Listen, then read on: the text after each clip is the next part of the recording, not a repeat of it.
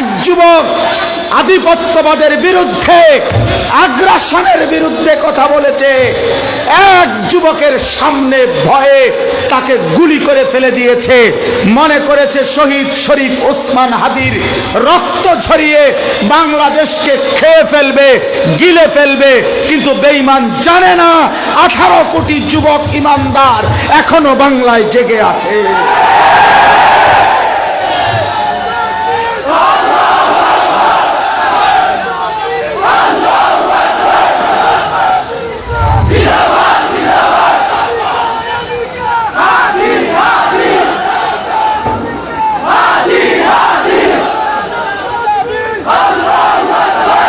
যুবক এমন বাঁচা বাঁচো, মরিলে এমন মরা মরো। আমার প্রিয় ভাই শহীদ শরীফ ওসমান হাদি রহমাতুল্লাহ আলাইহি, এই সন্তান ইমানদার ছিল। সে 5 ওয়াক্ত নামাজ পড়তো, সে ফজরের নামাজ জামাতে পড়তো, খোদার কসম সে আল্লাহর কোরআন পড়তো। তার আপনজনরা সাক্ষ্য দিছে সে তাহাজ্জুদ পড়তো। তার আপনজনরা সাক্ষ্য দিছে সে হাফেজে কোরআন ছিল। তার বাবা আলেম ছিল, তার ভাই আলেম, সে নিজে মাদ্রাসায় পড়ছে, সে আল্লাহর কোরআন পড়তে পারত, সে রসুলের হাদিস শুদ্ধ উচ্চারণ করত, সে পর্দা মানত। তার স্ত্রী পর্দানশীল। তার কোলের মাসুম বাচ্চাকে ফেলে মাতৃভূমির আজাদির জন্য দেশপ্রেম আর ইমানের চেতনা একত্রিত করে এক যুবক একাই প্রমাণ করেছে, আমি একাই বাংলাদেশ, আমি একাই স্বাধীনতা, আমি একাই সার্বভৌমত্ব।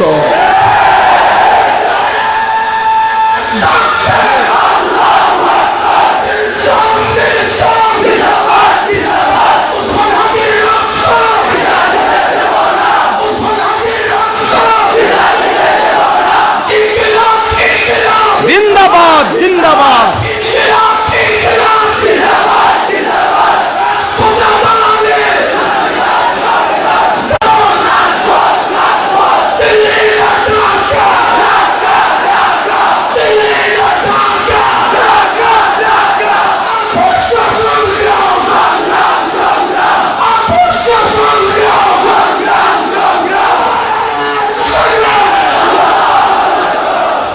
তোমাদের কাছে অনুরোধ, যুবক, মুসলমানের নওজোয়ান ইমানদার যুবক, এই যুবক ভিতরে ইমান ছিল, ওর ভিতরে দেশপ্রেম ছিল। ইমান এবং দেশপ্রেমের সমন্বয়ে সে বলেছিল যে আমি যদি 5000 ভোট পাই, আমি যদি 5500 ভোট পাই, তারপরও আমি নিজেকে ভাগ্যবান মনে করব। সে চেয়েছিল 500 ভোট, সে ছিল 5000 মানুষের ভালোবাসা। আসমানওয়ালা মালিক বলে, আমি তোকে দিলাম 18 কোটি মানুষের ভালোবাসা। চা, আমি তোর দোয়া হুবহু কবুল করলাম। সে মালিকের কাছে যেমনে চাইছে, মালিক তাকে শাহাদাতের মৃত্যু দান করছে।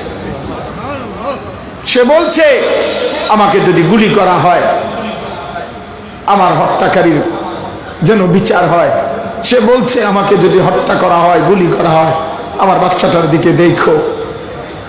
সে বলছে, আমি যদি মরে যাই, আমার সন্তান লড়বে, সন্তানের সন্তান লড়বে, প্রজন্ম থেকে প্রজন্ম আমরা বলেই যাব, আমরা ভারতীয় আধিপত্যবাদ মানি না। আমরা আজাদি চাই। আমার পূর্বপুরুষ আজাদি এনেছে, আবার আমরা রক্ত দিয়ে আজাদির হেফাজত করব ইনশাআল্লাহ। রাজি নওজোয়ান সব যুবক দাঁড়ায় বলো ইনশাআল্লাহ। আজাদি না গোলামি।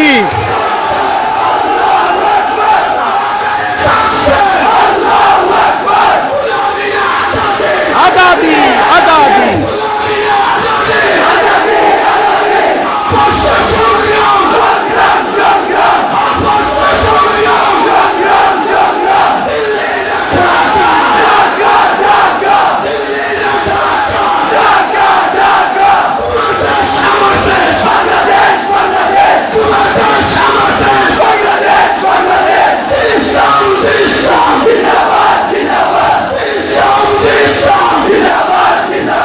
বসো।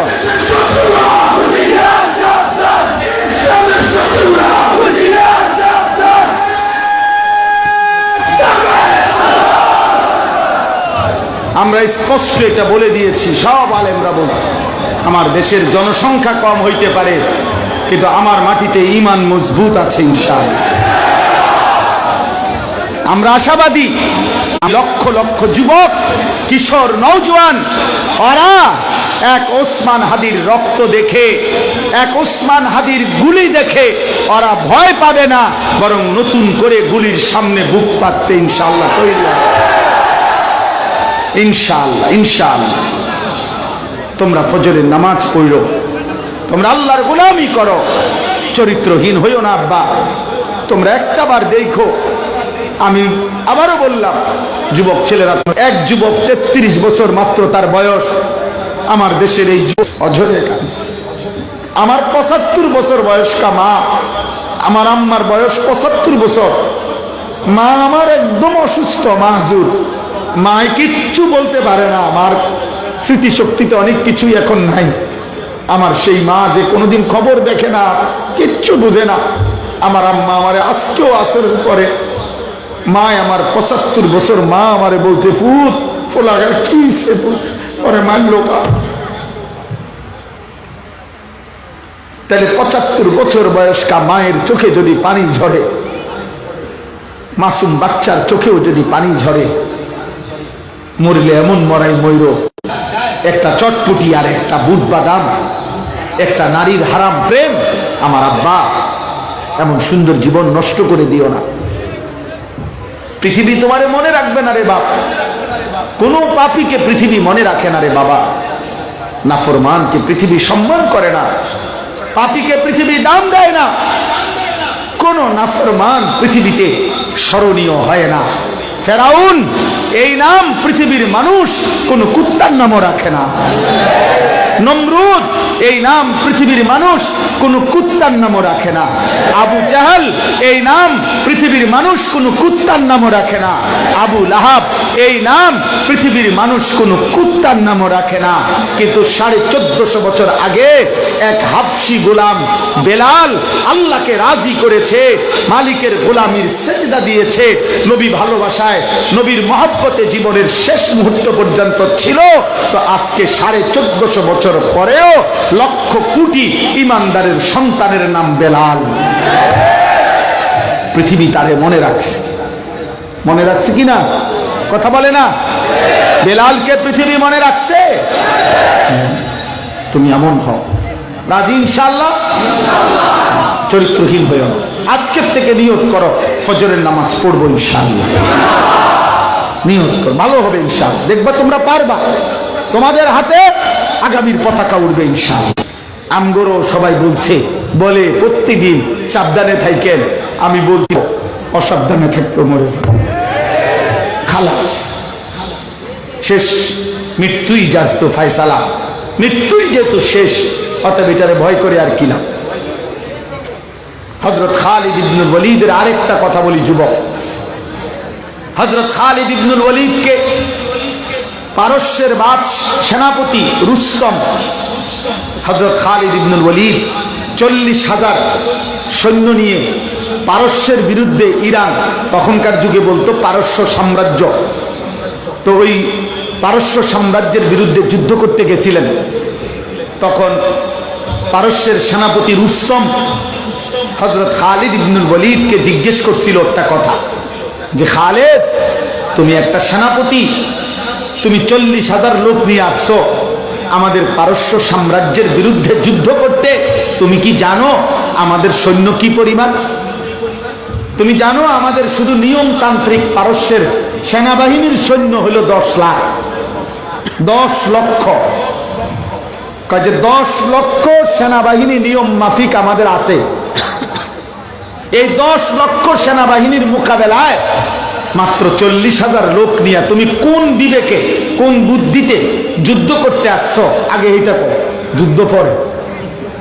বুঝেন নাই কথা? তোমার বিবেকটা কি? তুমি কি নিয়ে আইলা? 40,000 নিয়ে আইলা 10 লক্ষের বিরুদ্ধে যুদ্ধ করতে, তোমার আকলে কুলাইলো কেমন? প্রিয় ভাই, প্রিয় বাবা, প্রিয় নওজোয়ান, সেদিন আল্লাহর নবীর এই সাহাবী খালিদ ইবনুল ওয়ালিদ, আরব দেশে প্রবাদ বাক্য আছে, আজাজাতিন নিসাউ আইয়ালিদিনা মিসলা খালিদ। আরবের মানুষ বলে খালেদের মতো আরেকটা সন্তান জন্ম দিতে আরবের নারীরাও আজ অক্ষম। এমন আরেকটা খালেদ আরবের বুকে জন্ম নেওয়াও কঠিন, এমন সাহসী ছিলেন তিনি। তিনি বলছেন, রুস্তম শোনো, আমি জানি তোমার বাহিনী 10 লাখ, আমি এটাও জানি আমার বাহিনী 40,000, অনেক ব্যবধান, এটা আমি জানি। তবে তোমার সৈন্য আর আমার সৈন্যের মধ্যে একটা মৌলিক পার্থক্য হইল, রুস্তম মনে রাখবা, তোমার 10 লক্ষ সৈন্য যুদ্ধের ময়দানে বাঁচতে যে পরিমাণ আগ্রহী, আমার 40,000 সৈন্য মৃত্যুবরণ করতে, শহীদ হতে তার চাইতে লক্ষ কোটি গুণ বেশি আগ্রহী। তোমার 10 লাখ সৈন্য বাঁচতে চায় যে পরিমাণ, আমার 40,000 সৈন্য মৃত্যুবরণ করতে চায় তার চাইতে বেশি পরিমাণ। এই তখন তিনি বলছিলেন, মৃত্যুকে যারা ভালোবাসে তাদেরকে হারানো যায়, তাদেরকে হারানো। এবং শেষ পর্যন্ত পারস্য বিজয় হয়েছে, রোমও বিজয় হয়েছে, সারা বিশ্বময় কালেমার পতাকা উড়েছে। এবং আবারও আল্লাহ রাসূল সাল্লাল্লাহু আলাইহি ওয়াসাল্লাম বলছে, ইসরাফিল ফু দিতে যদি আর একদিনও বাকি থাকে তাহলেও শুনবা, নবীজি বলছেন দাজ্জাল বের হবে, মাহদী আসবে এবং দাজ্জালের পতন হবে, মাহদীর বিজয় হবে। আর একবার ইসরাফিলের ফুর আগে পৃথিবীময় কালেমার পতাকা, সারা বিশ্ব মুসলিম খেলাফত আবার প্রতিষ্ঠিত হবে ইনশাআল্লাহ। এটা নবীজির ভবিষ্যৎবাণী, এটা বিফল হবে না। অতএব আগামীর বিপ্লব হবে, আগামীর ইসলাম পৃথিবীময় উড়বে। কিন্তু দেখার বিষয় হলো, যুবক তুমি কামে লাগবা কিনা। লোক জানে আমার আল্লাহ, তা তো নিবেনি, কিন্তু তোমাকে নিবে কিনা, এটা হলো দেখার বিষয়। নবীজি সাল্লাল্লাহু আলাইহি সাল্লাম তো সেদিন মক্কায় আবু জেহেলকেও দাওয়াত দিছে, আবু বকরকেও, আবু লাহাবকেও দাওয়াত দিছে, ওমরকেও। আল্লাহ বলছে, বন্ধু আমি আবু বকরকে নিলাম, আবু জেহেলকে নিলাম না, আবু লাহাবকে নিলাম না, ওমরকে নিলাম। অথচ আবু বকর, ওমর, আবু জেহেল, আবু লাহাব, খুদার কসম 4 জনই কুরাইশ বংশ, একই বংশের লোক, একই বংশ। কিন্তু আল্লাহ বলেন, আমার ইচ্ছা আমি একজনকে নিলাম, আমি একজনকে নিলাম। যেই নবীর হাতে এত লোক কালেমা পড়লো, সেই নবীর হাতে আবু তালেব কালেমা পড়লো না কেন? যে ইব্রাহিম নবীর হাতে এত লোক কালেমা পড়লো, সেই ইব্রাহিম নবীর হাতে তোমার আব্বা আজর কালেমা পড়লো না কেন?